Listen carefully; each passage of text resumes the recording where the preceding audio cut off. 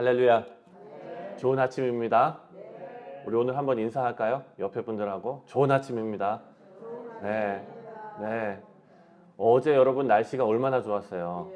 아, 정말 진짜 저는 찬송이 그냥 막 나온다는 게 이런 거구나.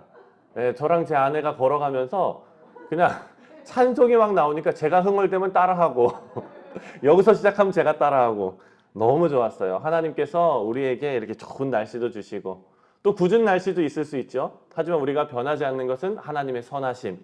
그 하나님의 선하심이 변하지 않습니다. 교회를 향한 하나님의 계획과 그 선하심이 이렇게 변하지 않는 거예요. 우리가 지금 에베소서 말씀을 묵상하면서 교회에게 하나님께서 주시는 교회가 어떤 존재인지 하나님께서 계속 말씀하고 계십니다. 우리를 향한 하나님의 계획은 세상이 창조되기 전부터 하나님께서 계획하셨다는 거예요. 우리를 예수님 안에서 새롭게 창조하셔서 예수 믿는 모든 사람들이 새로운 이스라엘이 되는 겁니다. 하나님의 자녀가 되고 그리고 하나 됩니다. 예수 안에서 통일된다는 말은 뭐였죠? 예수 안으로 모인다, 끌어모은다 하는 말씀이라고 했죠. 그래서 우리를 구원하셔서 새롭게 하시는 이 일이 함께 하시는 일이라는 거예요. 그럼 어떻게 알게 하셨냐? 구원하시는 이 모든 일을 계획하시고 그리고 실현하시고 구체적으로 이루시는 이 모든 일을 성부 하나님, 성자 하나님, 성령 하나님께서 협력해서 하셨어요. 그래서 어제 묵상한 말씀에서 하나님의 계획을 실현하시는 분이 바로 예수님이시고 그리고 그것을 구체화하시는 분이 바로 성령님이시라는 것을 우리가 묵상했습니다. 그리고 하나님께서 우리를 구원하신 목적을 말씀하시는데요. 설명하시는데 그것은 단순히 천국 가는 티켓 우리 손에 쥐어주게 하시는 것이 아닙니다. 여러분, 우리는 어린아이들이 이제 신앙생활 할 때요. 참 안 좋은 거 왜냐하면 제가 상처가 돼서 그런 거예요. 어렸을 때 저희 주일학교 선생님은 항상 겁을 줘서 믿게 하려고 했어요. 하나의 방법이죠. 네, 너네들 지옥 가면은 불이 뜨거운데 손만 대도 뜨겁지 영영 타는 불이고 막 계속 이러니까 무섭잖아요. 그러니까 교회 가게 만들고 막 이렇게 하잖아요. 그런데 하나님의 구원의 방법은 그 이상이라는 거예요. 우리가 단순히 천국 가는 티켓 하나 쥐어들고 이제는 나는 기차만 안 놓치면 돼. 예수님만 오시는 것만 안 놓치면 돼. 눈만 잘 뜨고 있으면 돼. 이게 아니라는 거예요. 우리가 출애굽기 묵상했을 때도 애굽에서 건져내시는 것이 목적이 아니라 가나안 땅에 들어가게 하시는 게 목적이었잖아요. 그래서 광야를 거치게 하시고 믿음을 보이게 하시고 광야를 지나서 그 가나안으로 들어가게 하시는 그 은혜. 애굽에서 건져내실 때 애굽에서 빼내는 게 목적이 아니라 가나안이 목적이었던 것처럼 우리를 구원하시기 위한 하나님의 계획은요. 우리 성도들이 거룩하고 흠없는 하나님의 백성이 되는 것입니다. 사랑하는 성도님들, 제가 여러분을 봤을 때 거룩하고 흠이 없어 보여요. 아멘. 네, 우리가 하나님의 은혜의 영광을 찬송하는 것, 거룩하고 흠없는 주의 백성으로 하나님을 영영토록 찬송하는 것, 이것이 하나님의 뜻입니다. 그리고 이런 하나님의 계획이 이때 당시 에베소 교회에도 실제로 나타났고 2022년을 살아가는 우리 뉴욕 성실 장로교회에도 구체적으로 나타나고 있다라는 것을 우리가 살펴봤습니다. 하나님께서 살아계시고 아직도 역사하신다는 증거입니다. 바울은 오늘 본문에서 이렇게 주님의 교회들의 하나님의 뜻이 계속해서 실현되는 것을 감사하는 기도를 드리고 있습니다. 오늘 우리가 읽은 본문 말씀은 기도예요. 바울이 하나님 앞에 감사하는 기도입니다. 15절과 16절을 우리 함께 읽겠습니다. 15절과 16절 시작. 이로 말미암아 주 예수 안에서 너희 믿음과 모든 성도를 향한 사랑을 나도 듣고 내가 기도할 때에 기억하며 너희로 말미암아 감사하기를 그치지 아니하고. 15절 보니까 바울이 에베소 교회의 소식을 들었습니다. 에베소 교회 성도들이 믿음이 있고 사랑이 있었다는 거예요. 하나님의 뜻은 믿는 자들을 모으는 거라고 했죠. 그 믿는 자들이 모인 그 모임을 뭐라 그럽니까? 그렇죠. 이제는 거꾸로 물어봐도 아시네요. 교회가 뭐냐고 물어보는 게 거꾸로 물어봐도 아시네요. 할렐루야. 하나님의 뜻이 이루어지는 것을 분명하게 알게 된 이유가 있어요. 바울이 에베소 교회에 어떤 모습을 봤냐면 그들에게 믿음이 나타나고 서로 사랑하는 게 나타난 거예요. 이거 두 개만 봐도 여기가 교회구나. 하나님께서 역사하시는 교회구나라는 것을 바울이 알게 되었다는 것입니다. 그래서 하나님의 역사하심, 교회가 된 것, 하나님의 뜻이 이루어진 것을 알게 되자 바울이 이어서 한 것이 뭐냐? 바로 기도라는 거예요. 16절에 하나님 앞에 감사의 기도를 했습니다. 16절을 보면은요, 하나님의 뜻에 반응하는 우리의 자세를 지금 바울이 보여주고 있는 것입니다. 16절 한 번만 더 읽을까요? 16절 시작. 내가 기도할 때에 기억하며 너희로 말미암아 감사하기를 그치지 아니하고. 아멘. 아멘. 제가 여러분 전에 있던 교회에서 있던 일인데요. 제가 선교부를 또 담당을 했었어요. 전에 있던 교회에서 그 뉴저지 말고 그 전에 있던 교회에서 제가 10년 정도를 사역을 하다 보니까 여러 부서를 거쳐갔어요. 그래서 거기서 가만히 보니까 담임 목회 빼고 다 해본 것 같더라고요. 어른 사역도 해보고 어린애 사역도 해보고 선교 사역도 해보고 막 했어요. 선교를 가려고 이제 단기 선교 기간을 우리가 공고를 해요. 그러면은 교회에 이제 연세 많으신 권사님들이 저한테 와가지고 너무 아쉬워하시는 거예요. 목사님, 저도 선교 가고 싶어요. 그런데 몸이 이래가지고 못 가요. 이러시는 거예요. 그러면서 할 수 있는 게 기도밖에 없어요. 이렇게 말씀하세요. 여러분, 할 수 있는 게 기도밖에 없는 게 아니라요. 기도가 제일 먼저 해야 되는 일인 거예요. 오늘 본문 말씀 보니까 다윗이 자꾸 다윗이야. 다윗이 아니라 다윗도 기도했어요. 그런데 바울이 하나님의 역사하심이 나타난 이 교회의 모습을 보고 가장 먼저 한 게 기도였잖아요. 여러분, 기도가 그만큼 중요한 거예요. 그래서 오늘 본문 말씀 보니까 이 새벽에 나와서 기도하시는 여러분들, 그리고 또 방송으로 기도하시는 여러분들, 얼마나 귀한 일인지 모릅니다. 여러분, 아프리카에 가서 정말 헌신하고 이런 것도 귀한 일이지만 자기 자리에서 기도의 자리를 지키는 것이 얼마나 귀한 것인지 오늘 알게 됩니다. 16절에 보니까요, 하나님의 선하신 뜻에 따라서 바울은 기도하고 있습니다. 사랑하는 성도님들, 우리 교회가 하나님 뜻 가운데 세워졌습니다. 믿으시죠? 아멘. 성도들에게 믿음이 나타나고 서로 사랑하는 모습이 보여요. 저는 보여요. 여러분 보이는지 모르겠어요. 저는 보여요. 우리 교회 성도들이요, 하나님의 뜻 앞에 마땅히 이제부터 보여야 할 것이 바로 뭐냐? 하나님 앞에 기도하는 일입니다. 우리의 기도는요, 대부분 주시옵소서죠. 그냥 주시옵소서도 아니고 주시옵소서. 그렇게 하잖아요. 어떤 부흥 강사님은 기도할 때 이렇게 기도해야 된대요. 달라고. 주시옵소서 이렇게.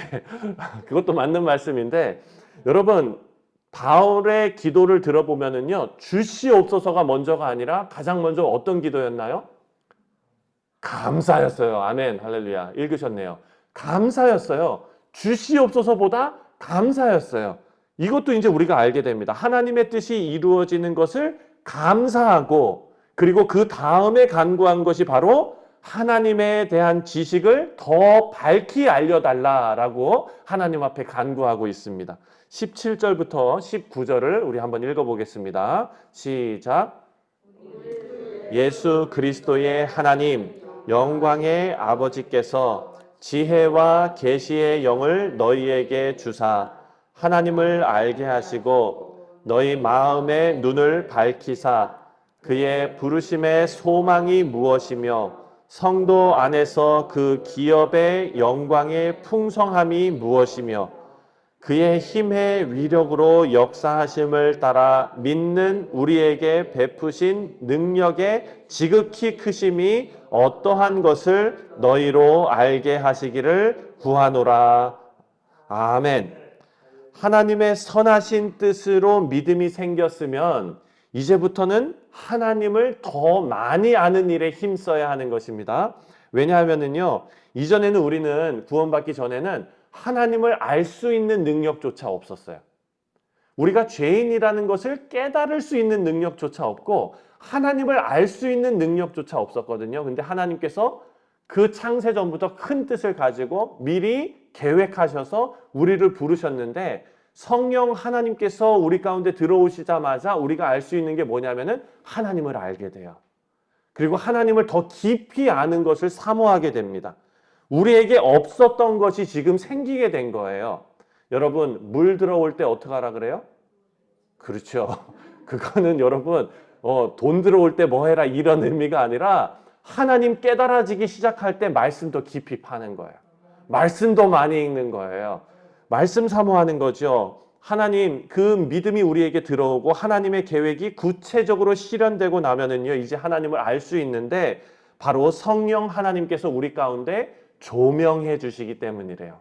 우리가 하나님을 아는 것, 말씀이 깨달아지는 것도요, 여러분 얼마나 똑똑한 사람들이 많습니까? 안 믿는 사람들 중에서도 똑똑한 사람들이 참 많아요. 그 중에서 성경을 몇 번이나 읽은 사람도 많고 깊이 공부한 사람도 많습니다. 그런데 그 말씀이 생명의 말씀으로 우리에게 들어오는 사람이 있는가 하면 그렇지 않는 사람도 있다는 거예요. 여기에 차이가 무엇일까요? 바로 성령의 조명입니다. 성령 하나님께서 우리에게 깨닫게 하시고요. 조명이라는 게 뭐예요? 빛을 비추는 거잖아요. 말씀을 따라서 우리의 가운데 마음의 눈으로 그 말씀을 우리가 받을 수 있도록, 깨달을 수 있도록 성령께서 비춰주신다는 거예요. 이 얼마나 놀라운 그리고 감사한 그런 일입니까? 성령 하나님께서 지혜로 우리의 마음에 하나님을 알 수 있는 그 눈을 밝혀주셔야 가능하다는 거예요. 그래서 바울이 이것을 기도했습니다. 여러분, 우리 자녀들이 하나님 말씀 깨닫게 해달라고 여러분 기도하실 때 꼭 이렇게 기도하시기 바라요. 성령 하나님께서 그들의 마음에 하나님의 말씀을 비춰주옵소서, 이렇게 기도하세요. 우리 성도들은요, 교회를 위해서 기도하실 때 성령 하나님께서 말씀이 깨달아지는 은혜를 우리에게 주셔서 하나님을 더욱 풍성히 아는 그런 뉴욕 성실 장로교회가 되게 해달라고 여러분 꼭 기도하시기 바랍니다. 또 바울은 19절에 하나님의 능력을 알게 해달라고 기도했습니다. 하나님의 능력을 알기를 기도하는 이유가 있습니다. 이것은요, 하나님의 능력을 우리가 빌려서 다른 사람들에게 과시하기 위함이 아닙니다. 하나님의 능력을 우리가 알아야 하는 이유는요, 바로 우리에게 그 능력이 필요하기 때문이에요. 네, 우리에게. 하나님의 능력을 알아야 성도들이요, 다른 것에 마음 뺏기지 않습니다. 어려움 중에도 예수님의 길을 걸어갈 수가 있습니다. 하나님의 능력을 아는 사람만 가능합니다. 하나님의 능력이 체험되지 않고요, 믿어지지 않고 알지 못하면 여러분 그거 건너가겠어요? 중국에 그 어디죠? 거기가 장계인가요? 그 있잖아요. 낭떠러지, 천길 낭떠러지에 그 유리로 그 다리 막 이렇게 해놓고 유튜브 보니까 너무 웃기더라고요. 거기서 다리를 벌벌벌 떨면서 그냥 못 가고 막 있어요. 제가 여기서 이렇게 얘기하지만 저도 거기 가면 아마 그럴 것 같아요. 저는 높은 거 싫어하거든요. 그래서 놀이공원도 안 가요. 그런데 여러분 생각을 해보세요. 그 다리가 튼튼하다는 것을 아는 사람, 네. 그리고 그 다리에 금이 이렇게 쭉 가 있어요. 그것을 보고 거길 걷는 사람. 여러분, 이 다리가 튼튼하다는 것이 믿어지지 않는다면은요, 그 다리를 건너갈 수가 없어요. 그렇죠? 여러분, 마찬가지입니다. 믿어져야 건너가는 거예요. 제가 그 영어로 visual cliff라는 그런 그 단어가 있는데요. 이게 뭐냐면은 애기들 대상으로 실험을 했어요. 어떤 실험을 했냐면, 조그만 아이를, 이제 걸어 다니는 아이를 저 앞에다 놔두고, 그리고 이제 요 앞에 요만큼의 거리는 위에다가 유리만 놓은 거예요. 밑에는 이제 보면은 뚝 떨어지는 것처럼 보이는 거예요. 그리고 이쪽에 엄마가 이렇게 있어요. 네. 근데 이 아이가 처음에 이렇게 오다가 밑에를 딱 보고 깜짝 놀라요. 그런데 엄마를 봐 이러면서 그 아이한테 싹 웃어줬어요. 너무 해맑게 그냥 밝게 사랑하는 마음으로 웃어줬어요. 그러니까 이 아이가 엄마 눈을 바라보고 엄마의 표정을 바라보고 엄마가 나를 사랑한다, 엄마가 나를 지켜준다, 이게 확 오니까 처음에는 이것을 못 건너다가 그 위를 엉금엉금 기어서 엄마한테 가는 거예요.